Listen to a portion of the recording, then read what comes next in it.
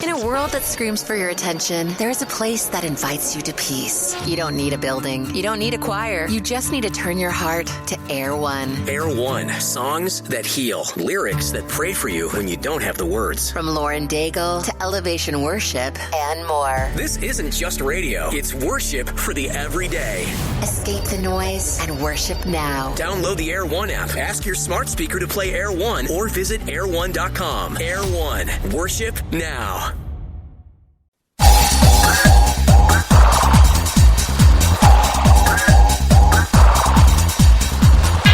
One of these men is a highly respected New York attorney, Lucas A. Ferrara. The other is a self-proclaimed man of the people, known as Mert Roberts. Their aim is to discuss the hottest issues impacting our city, state, and nation.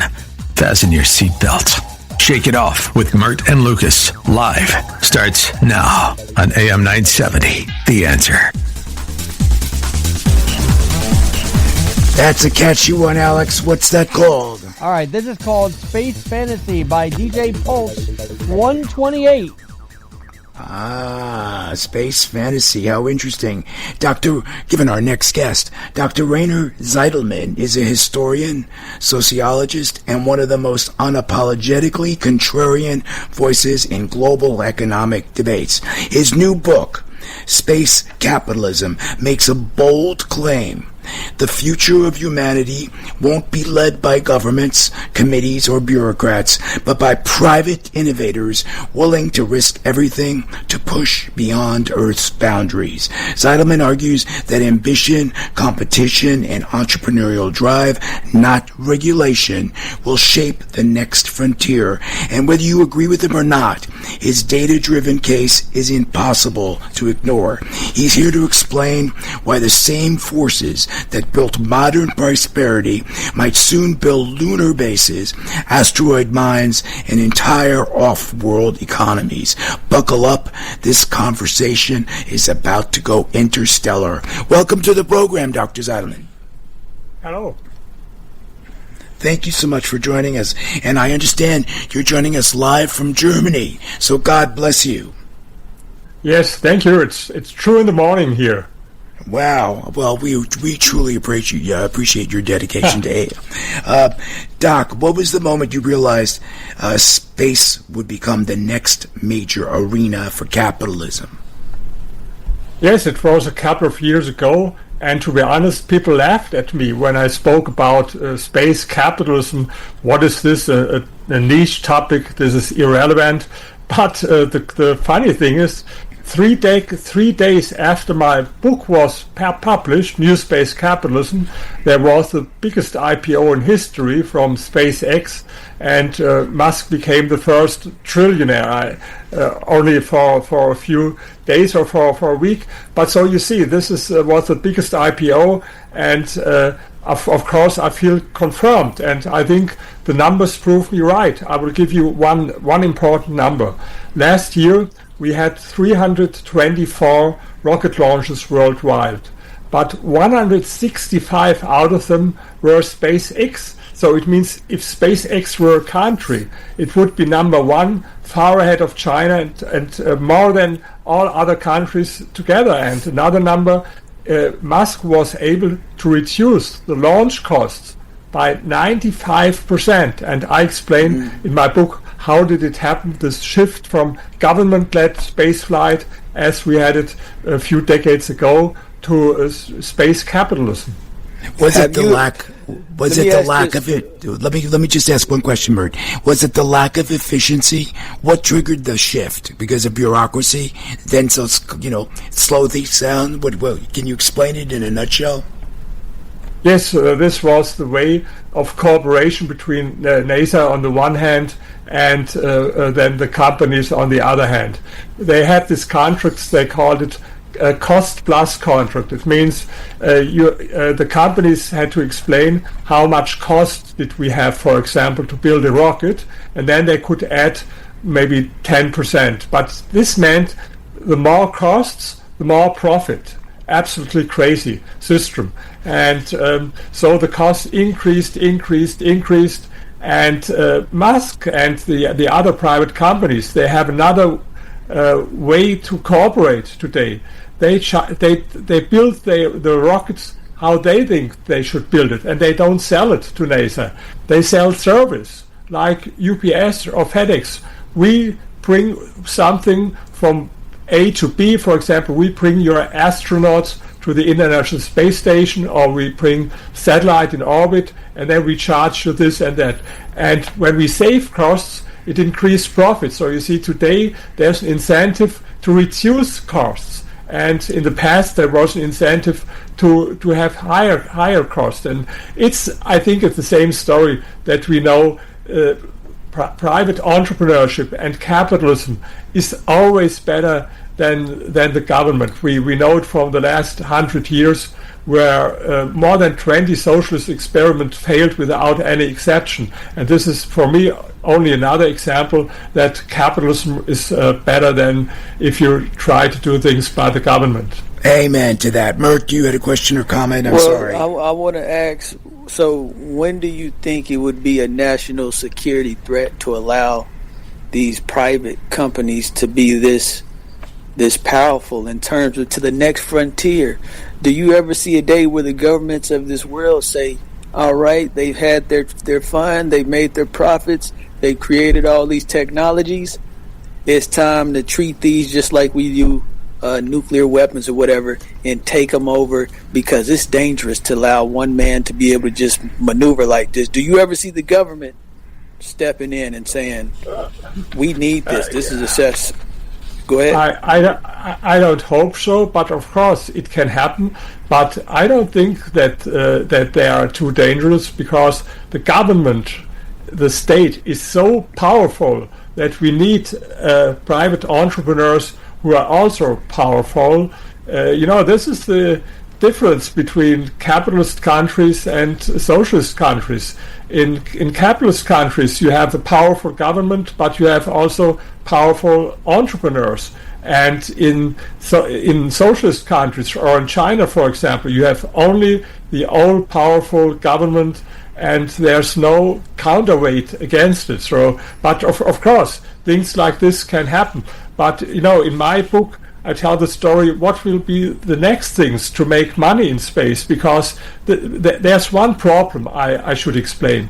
The problem is, according to the Outer Space Treaty from 1967, it's prohibited for countries to claim ownership over celestial bodies.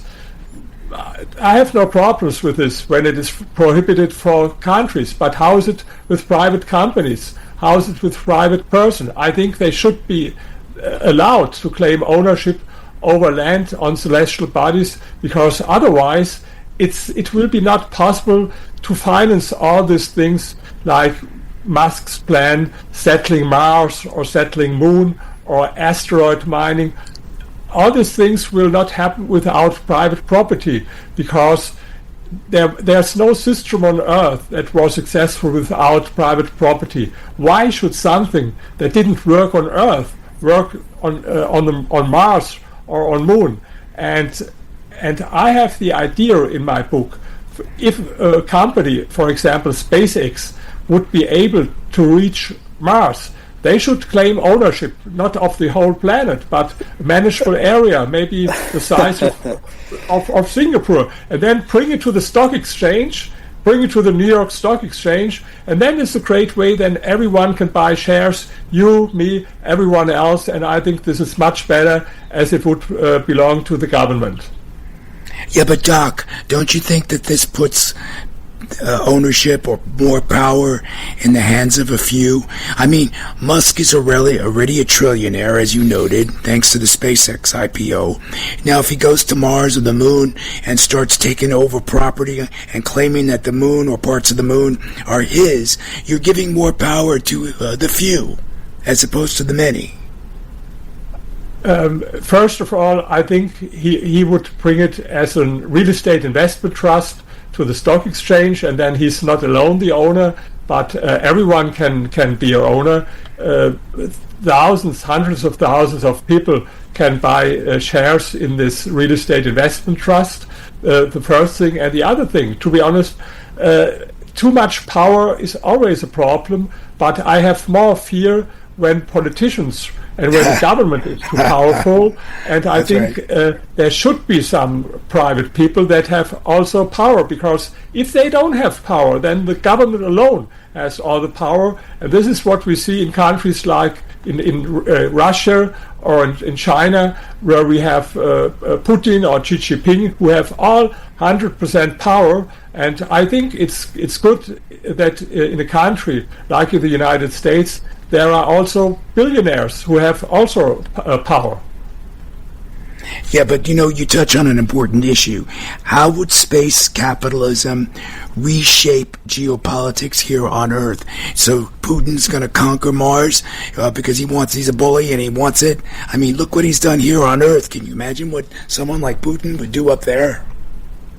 I think Putin, he's a loser. He will be not able. Russia doesn't play any role. They have their atomic weapons, and they can make this war against the Ukraine. They are even not able to win the war against the Ukraine, so they will be not able to go to Mars. With China, it's something else. And of course, this is really dangerous, because if they will be the first to go to the Mars, I think they can cancel the Outer Space Treaty, and then maybe they claim Mars as a part of the People's Republic of China. This can happen. And so for this reason, for the United States, it should be absolutely priority to go there. Now the next step is who will be first on the moon, and NASA made the decision now to make the moon a priority. I don't think whether this is a good idea, because the United States have been there in 1969, so let the Chinese be there the second. I have no problem. But with Mars is something else, and I think we should focus very soon to the next things going to Mars, and then asteroid mining. It's a big topic for the future, but again, it should be possible to claim ownership of asteroids and to bring them to the stock exchange, because there are so many valuable resources, platinum and so many valuable resources. So the only thing how you can make it happen is with private ownership. Well, what economic model do you predict will apply to asteroid mining? Do you have any educated guesses or theories? Yes, as mentioned, it's you have especially this platinum, so it's worth bringing it back to Earth. But what is even more important with asteroid mining, you have there a lot of water, of course, not to bring it back to Earth. This would be ridiculous, no, but you need water in space. And so water, maybe we have a lot of water on asteroids, and on Mars it's frozen, but you can make it liquid again, and then you can use it. For example, you can split water in hydrogen and oxygen, and then you have propulsion fuel for rockets. And so water is very important, even in space. Doc, how do you address concerns about inequality? This is one of Mert's favorite topics, inequality expanding into space. How do you avoid this kind of inequity? I don't care about inequality, not on Earth and not on space. I care about poverty, not on inequality. These are two very different topics. Inequality is now bigger on Earth as 30 years ago, but the poverty was reduced worldwide in the last 25 years from 30% to 10%. So I think we have to distinguish. Leftists, they always talk about inequality. I think this is something for ambitious people. I care about poverty, and I even wrote a book about it, how nations escape poverty. And this is the same story. Nations escaped poverty with capitalism. I give you one example. Think about Vietnam. Vietnam was the poorest country in the world in the 90s because of the war, and then what was not destroyed by the war was destroyed by socialism. And then they started with free market reforms, and they reduced poverty from 80% to 3%. Of course, they are more unequal today because they have billionaires before they had no billionaires. But I tell you something, I've been there in Vietnam and I even produced a film about it. There's no one who cares about inequality. No one told me, let's go back to the socialist times when we were more equal. So I think we should stop talking about inequality. The real problem is poverty, and the best solution for poverty is also capitalism, free markets. What misconceptions about capitalism do you think hold back public support for space ventures? I mean, on that note. Yes, it's hard to understand that because it is so successful. You can see it, and so I don't understand why people have a problem with capitalism. I give you another example. I spoke about SpaceX. But there's another very important company. It's called Rocket Lab. It's founded by a New Zealander, Peter Beck, a great entrepreneur, and they had 21 rocket launches last year. This single company from New Zealand, to compare it, we in Europe, with our government-led spaceflight, had 8 rocket launches. 8 rocket launches, whole Europe, last year. SpaceX has 20 times more. Rocket Lab had even 3 times more, this company from New Zealand. And so you see that it's much superior, it's much more efficient capitalism than it is government-led spaceflight. We only have a couple of minutes left, Doctor. If your predictions are correct, what does humanity look like 100 years from now? In 100 years, we have cities on the moon, of course. We have cities on Mars. We have asteroid mining. If we have private property, if not, it will be the same as with Antarctica, where nothing happens. So this is the precondition, because otherwise it will be not possible to finance all this. With taxpayers' money, it's not possible. With private property, with capitalism, it will. And do you think robots will play a large part in this future with mining and development of these extraterrestrials, out of this world cities? What do you think, Doc? Got a minute? Can you repeat it? Robots, the role of robots in AI. Will that help us? Sure. If we settle Mars or Moon, I think for one human being there will be 100 robots, because for them it's much easier to live there. You have no oxygen there, and you have a lot of radiation, and for robots it's much easier to live there. No, for one human being, 100 robots will be there on Mars or on Moon. Wow. Unfortunately, Doc, we have run out of time. To learn more about the good doctor and his work, visit his website. It's www.rainer-Zitelmann.com, Zitelmann.com. You'll also find his book, Space Capitalism, on Amazon and wherever books are sold. Doc, thanks so much for coming on the program. We hope you had fun. Thank you. And the name of the book is New Space Capitalism. Okay. Thank you for the correction. New Space Capitalism. Thank you. Thank you, Doc. You're listening to episode 104 of Shake It Off with Mert and Lucas Live. This is Lucas Ferrara, and with me in the studio at AM 970, which is located in the heart of the financial district in downtown Manhattan, is my co-host, Mert Roberts, affectionately known as the Mertinator. Working the board, none other than Alex Garrett. He's got a 5-star rated podcast, One Leg Up with Alex Garrett. Please check it out. Now, when we come back, we'll be joined by Carol Platt Liebau. She's an attorney, commentator, and president of the Yankee Institute, where she's become one of the sharpest voices on government overreach, taxation, and the everyday impact of public policy on real people. She's a Harvard-trained lawyer with years in media, politics, and public advocacy, and she's built a reputation for cutting through spin with clarity, data, and a little New England steel. Me, Mert, Alex, all of us at AM 970 will return after these quick messages. Now, coming up, Carol Platt Liebau joins us. She's been calling out government overreach for years, and trust me, if you're a fan of big bureaucracy, this is your moment to hide under the table.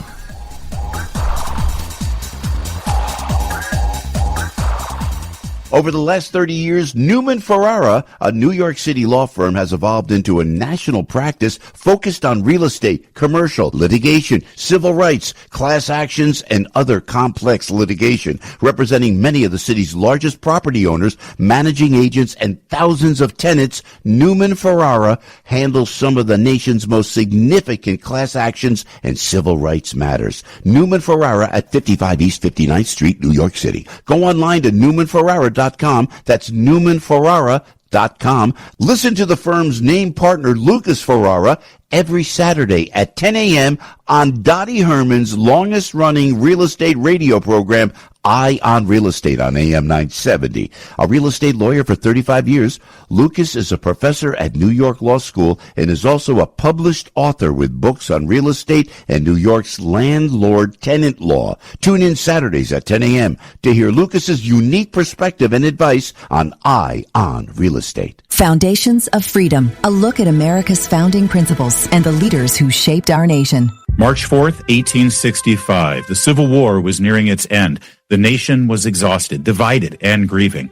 On that day, President Abraham Lincoln delivered his second inaugural address, just 700 words spoken in about 7 minutes. 41 days later, Lincoln would be assassinated.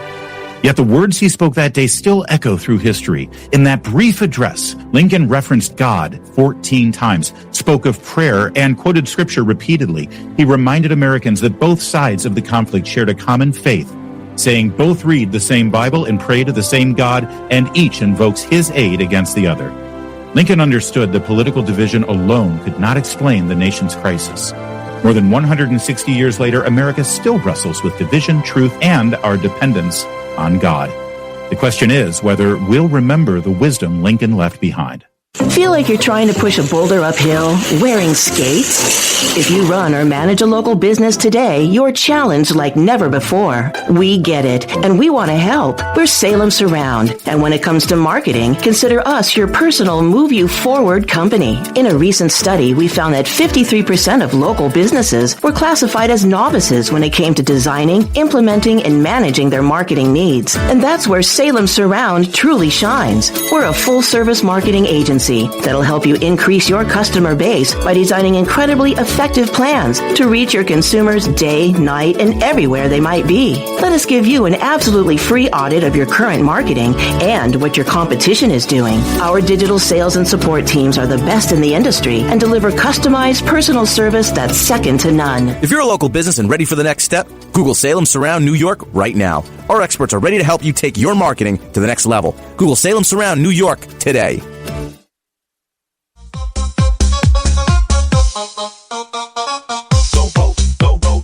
Welcome back to Shake It Off with Mert and Lucas, live on AM 970. The Answer.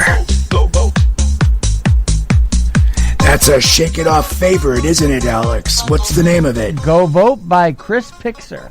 Perfect choice, given our next guest. We're joined by Carol Platt Liebau. She's an attorney, commentator, and president of the Yankee Institute, where she's become one of the most respected and sharp-edged voices on government overreach, taxation, and the real-world consequences of public policy. You're going to love her, Mert. She's a Harvard-trained lawyer with deep experience in media, politics, and public advocacy. She spent her career cutting through spin with clarity, data, and a distinctly New England brand of common sense. She's a fierce defender of individual liberty, a critic of bloated bureaucracy, and a champion of policies that actually work for families, taxpayers, and communities. I love her already. She's the leader of the Yankee Institute, a frequent media guest, and the author of numerous essays and commentaries that challenge conventional thinking and demand accountability from those in power. Carol Platt Liebau is with us now to talk about freedom, governance, and what she believes is shifting inside America's political culture at this very moment. Welcome to the program, Carol. Wow, well, I'm delighted to be with you. Thank you so much for joining us. Now, Carol, I'd like to start off with a question that something that's been bothering me. Now, recent polling shows that America's pride is at its lowest level in some 25 years, with record low willingness to play the flag, sharp numbers of adults who say they're only a little proud or not proud at all to be American. What is going on? Well, unfortunately, I think we're reaping the rotten fruit of what has been a very flawed educational system. People haven't been taught all the many, many reasons that we really should be very, very proud to be Americans. Is our country perfect? Of course not. We're flawed people, and imperfect people, of course, can't have a perfect country.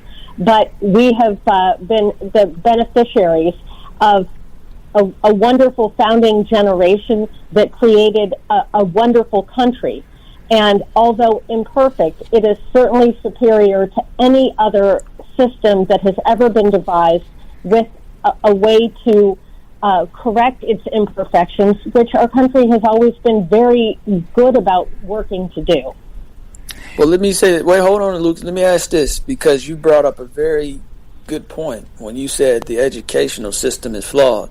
Can you speak about what you mean by education? Because you go around, everybody knows their ABCs and 1, 2, 3s.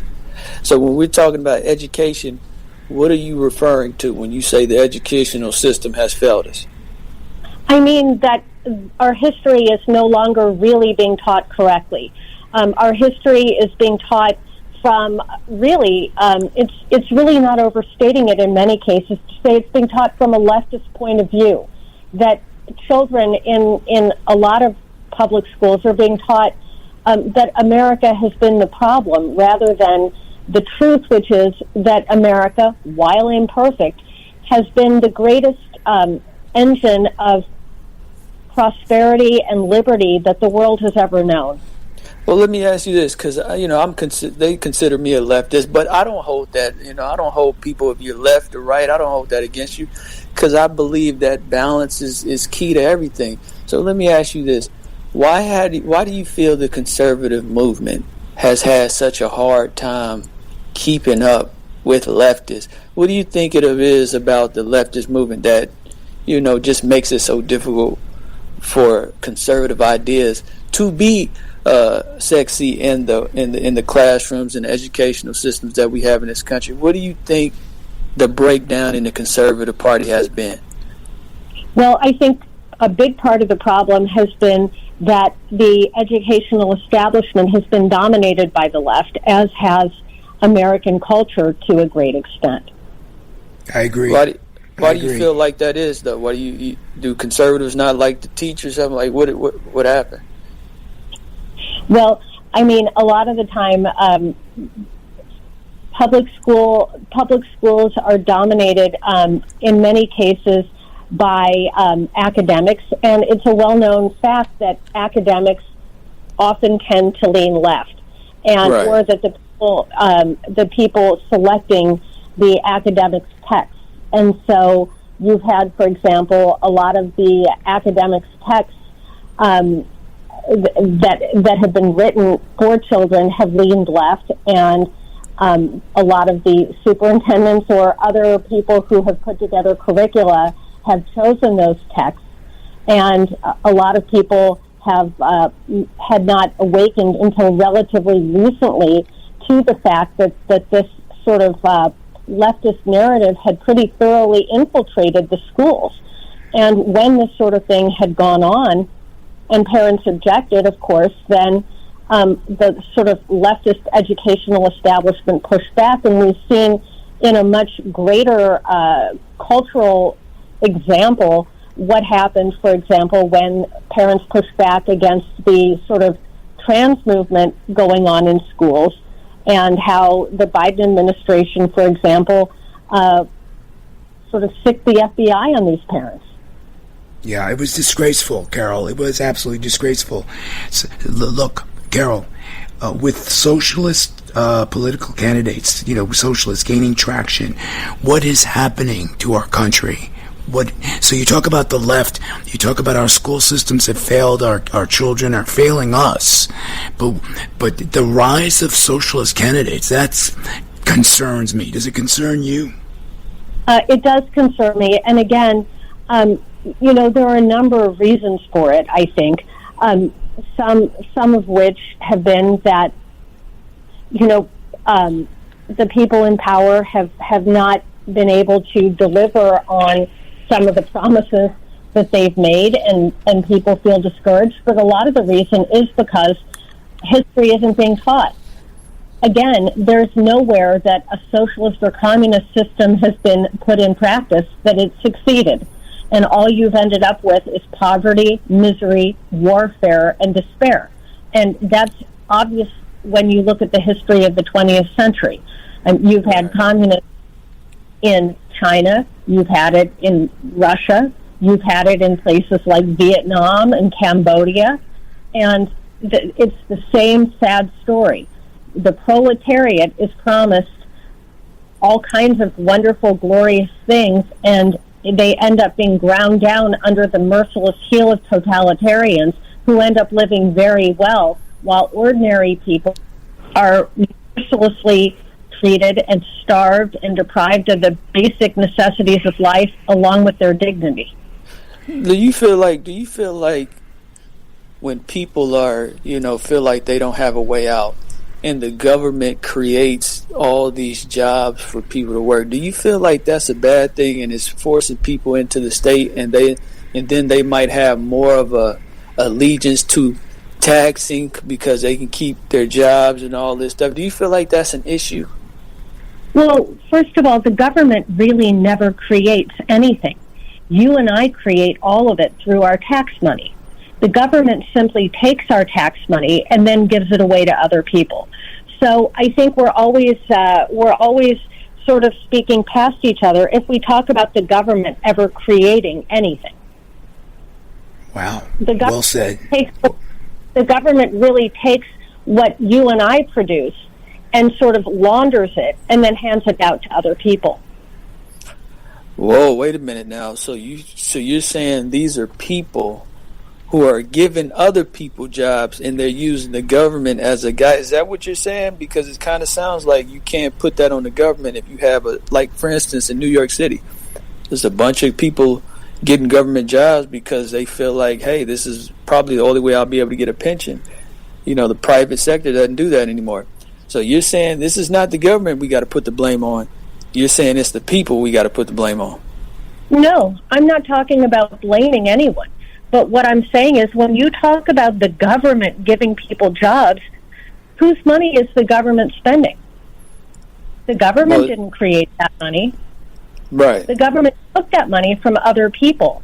And so what you end up doing is having people who aren't getting pensions paying so that other people do get pensions. Do you think that's fair? Well, if the people are supporting it, why wouldn't it be fair? I'm just asking. I'm not giving my opinion right now. I'm asking why, if the people are... My point is we have a whole group of people in Connecticut who pay taxes, and the government creates jobs. And, the government takes their money through taxes and uses it to buy votes, essentially, from people who will support them on the promise that they will give those people jobs with pensions. Right. Do you think that's the people whose taxes then they continue to raise, who don't get pensions, who don't want to pay the higher taxes, who don't get pensions, but then they have to pay the higher taxes so that the people who are elected can continue to create more jobs with pensions so they can stay in office? How is that fair? That's what I'm trying to get. I'm trying to ask. That's why I'm trying to get you to help me understand how is this possible, because it's not fair. That's the whole point. And so you have a whole system in a lot of these northeastern states with big government unions where you have powerful government unions, and the people in the government unions have a lot of political dominance, a lot of political power, and they come in and quote unquote negotiate with the people that they put into office. Yeah, and no, it's unseemly. It's unseemly. And Carol, we have to take a quick commercial break, but have no fear. Carol Platt Liebau will be rejoining us after these quick commercial messages. For more information about Carol and her work, visit her website, yankeeinstitute.org. We'll have the link posted on our website, shakeitofflive.com. Mert, Alex, and I hope you'll stay tuned. Stay right where you are. Carol Platt Liebau is back after the break with more of her sharp, no-nonsense take on government overreach, runaway spending, and why you and your tax dollars deserve better.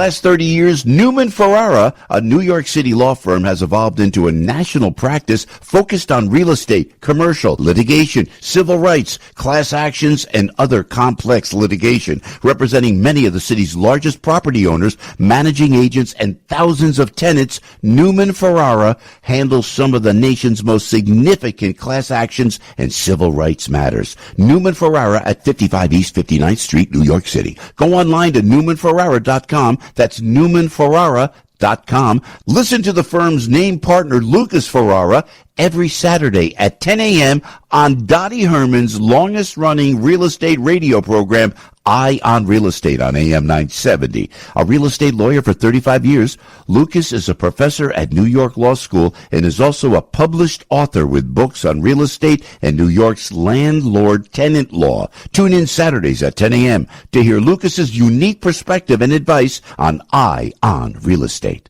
There's danger out there. It lurks on highways and quiet neighborhood streets. It's more likely to kill you than a shark, and more terrifying than the biggest snake.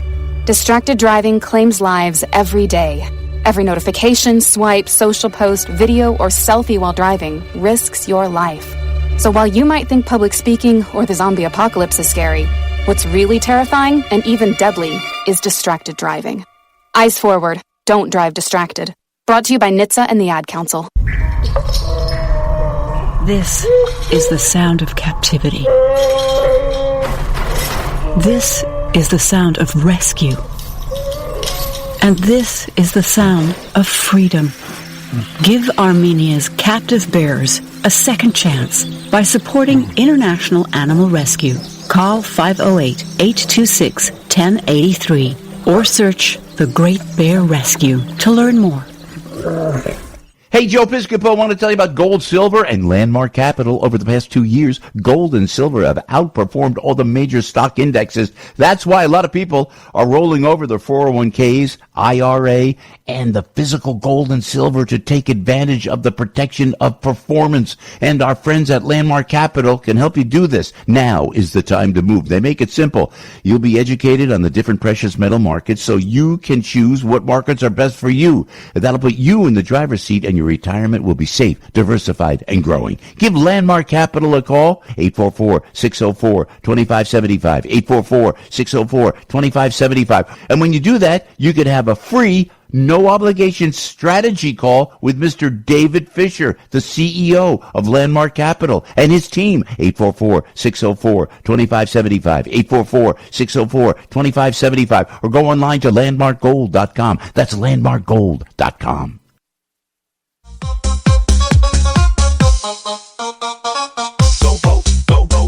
Welcome back to Shake It Off with Mert and Lucas, live on AM 970. The Answer.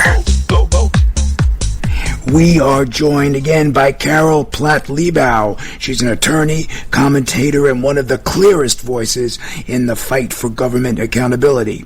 Her work at the Yankee Institute shines a light on the policies that shape everyday life, from taxes to regulation to the future of personal freedom. She's back with us now to push the conversation forward. For more information about Carol and her work, visit yankeeinstitute.org.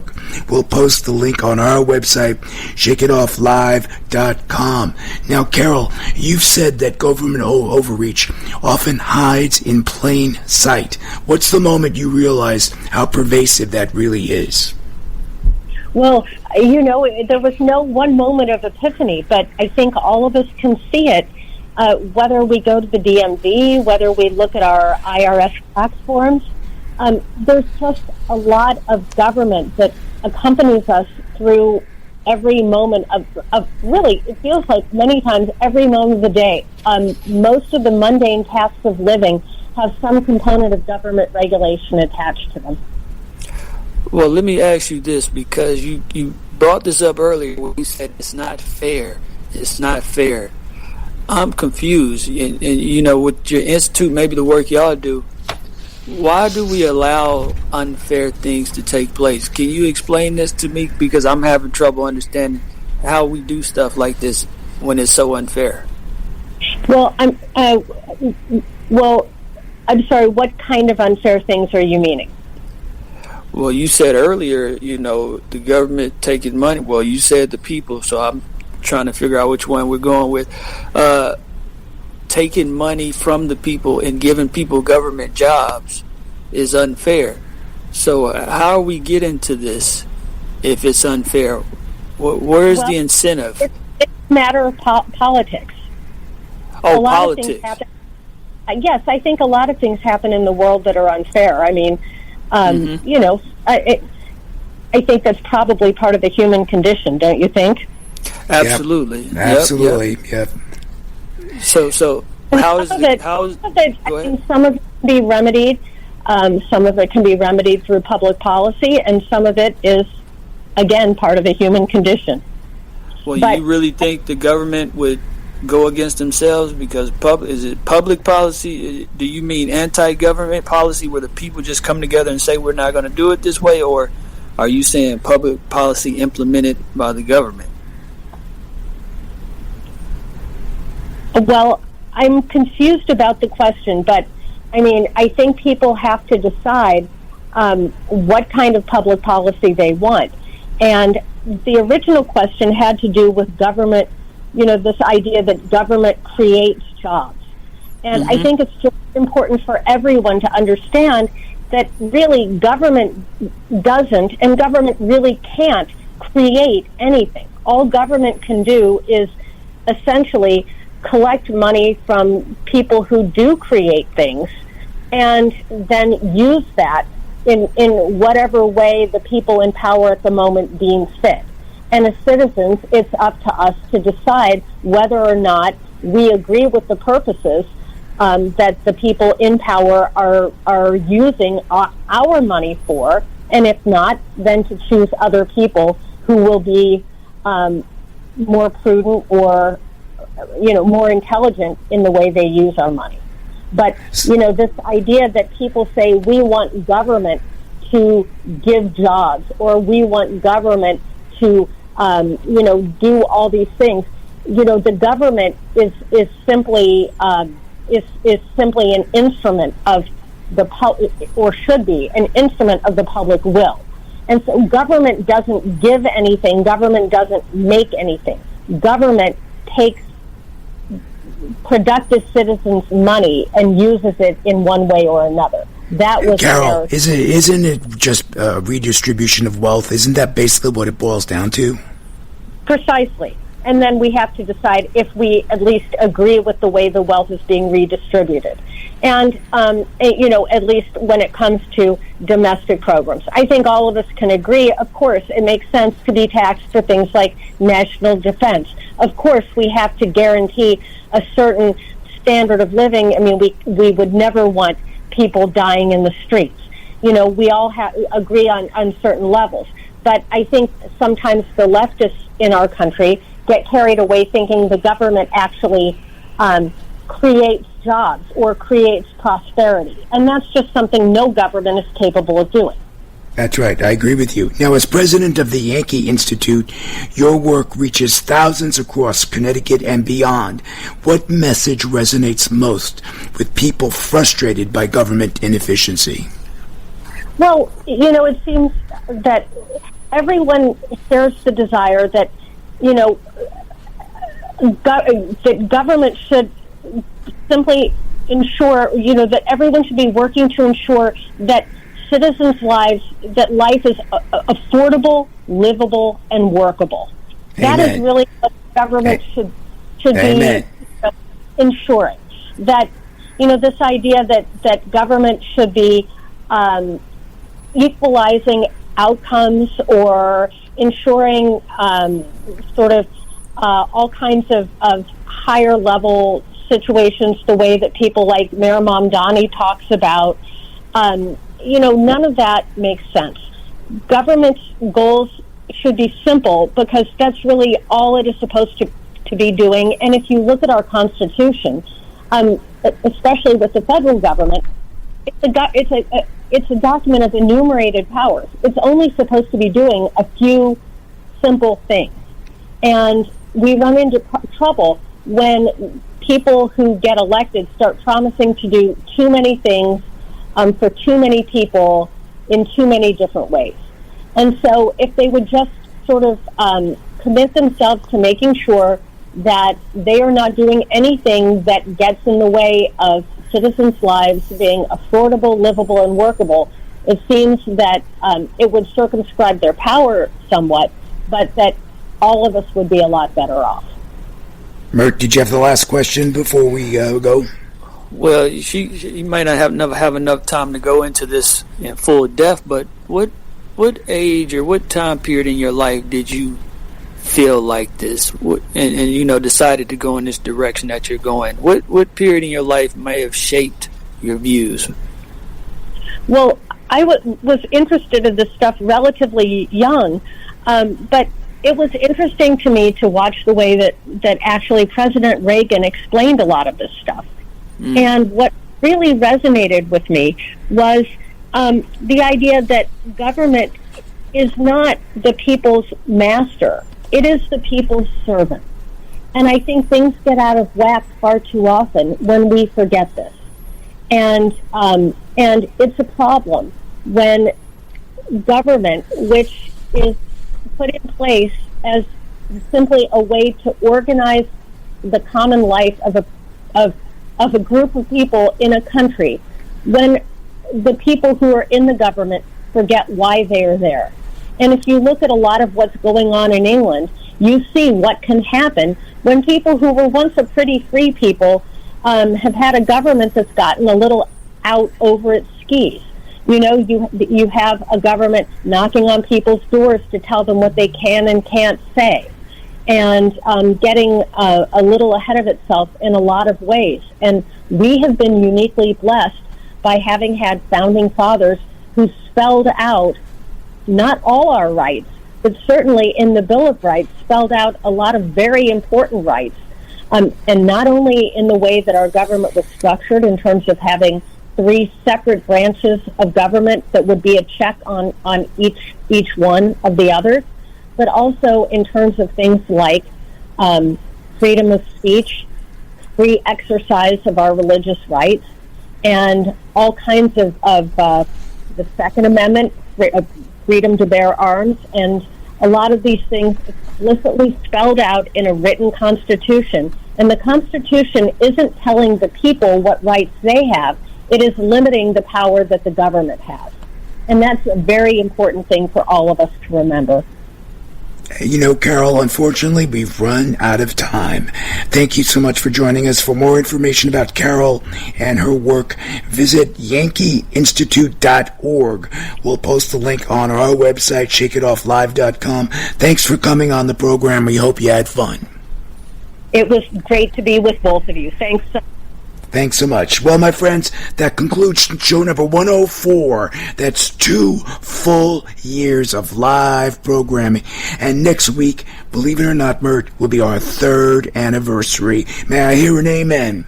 Amen. Special thanks to the Mertinator, Mert Roberts, my co-host. 104 amazing episodes. That's 208 hours of live entertainment. They're applauding for you, Mert. And to our producer engineer, Alex Garrett, thank you. Couldn't have done it without you. Check out his 5-star rated podcast, One Leg Up with Alex Garrett. And to everyone behind the scenes at AM 970 Radio, Laura Schaefer, Matthew Sample, and Joe Sabia, Frank Volpe, Ryan Pagano, Garrett Fasaro. We love you. Thank you. Before we go, I'd like to remind everyone, check out my movies. They're streaming everywhere. My latest hit, Manor of Darkness. It's a time loop horror. You'll find it on Amazon, Google Play, and YouTube. In January, the New York Times says it's a must-watch. So what are you waiting for? Now, if you're listening to us live, my favorite show next to Ion Real Estate with Dottie Ehrman, Culinary Confidential with Christina Gates, will start up in a few minutes at 9 p.m. If you're a foodie or happen to work in the hospitality industry, you can't miss it. I love her program. All right, before you go, thank you so much for 2 great years. Season 3 starts next week, so join us next week when we'll have more controversial topics, more special guests just for you. Same time, same place. Ciao, ciao.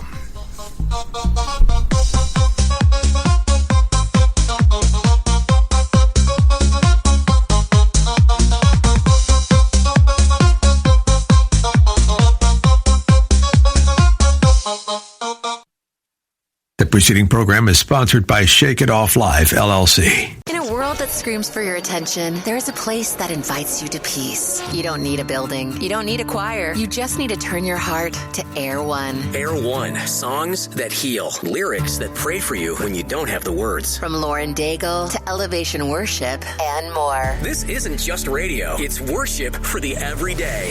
Escape the noise and worship now. Download the Air One app. Ask your smart speaker to play Air One or visit air1.com. Air One, worship now.